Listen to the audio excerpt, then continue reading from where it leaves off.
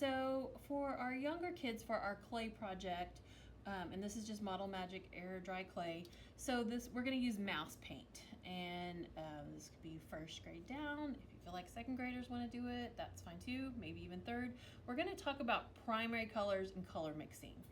So you see we have a green mouse here. So first I have my primary colors, yellow, blue, and red. And so you're going to distribute, this is a full pack of the Model Magic. This is what a full pack looks like. You only need half of it. So just, you can cut them, tear them in half. And since I already have a green mouse, I'm gonna go ahead and make a purple mouse. So I'm gonna take half my red and half my blue. And again, your purple with this is it might look a little funny, kind of have to play with the colors a little bit. I might take actually a little less red. I think that helps if you want purple, and you might give them a little more blue.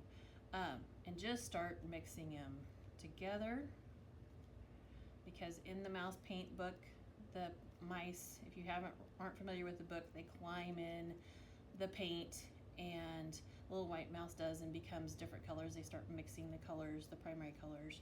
So you can see it doesn't take too much mixing, and I'm starting to get a pretty good purple here.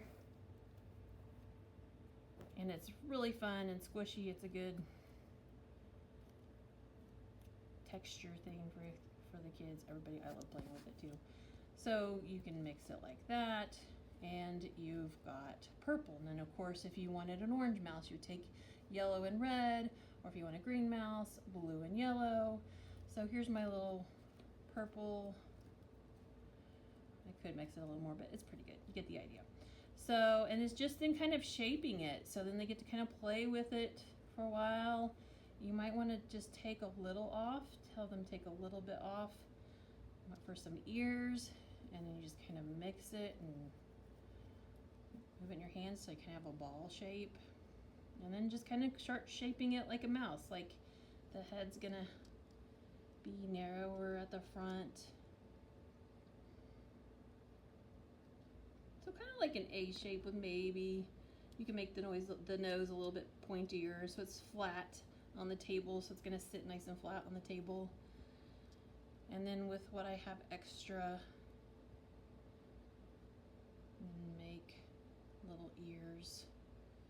And this may take them, they may need a little help with this, but their ears don't have to be perfect. Just kind of little round ears, and then they stick it, and if you stick them pretty good to the sides, it's gonna stay stuck. There's no glue or anything holding it together, and it dries nice and hard once they're dry. Maybe for their names, if you have little pieces of paper, maybe pre-cut, to have their names on the paper and just stick it to the paper or something, that might be a good idea, or place it on the paper when they're all done, because it does kind of stick. It's pretty. You could even put a piece of masking tape around the tail. Yeah, that would work too. Put their name on that. Yes. And so then for the whiskers and the tail, just one pipe cleaner. You can kind of cut it basically in half, and then have to be perfect. And then, of course, you'll already have these pre-cut for the kids. And then, of course, they can shape their tail however they want to, and just stick the tail in there. You don't need any glue, it just sticks in. And then the little whiskers, I said, and then this half can be cut, and then just fold it like a V shape, a real skinny V, and then you could stick this in for their whiskers. So you just have to kind of pre-cut some pipe cleaner pieces. Doesn't have to be black, there's white, maybe you want the same color as the mouse, it's really up to you. So there's little whiskers. And then the last thing would be to give them, and I'll remind them it's a Sharpie so you don't want to get it on your clothes. Just make little 2 dots for their eyes and a little dot for the nose.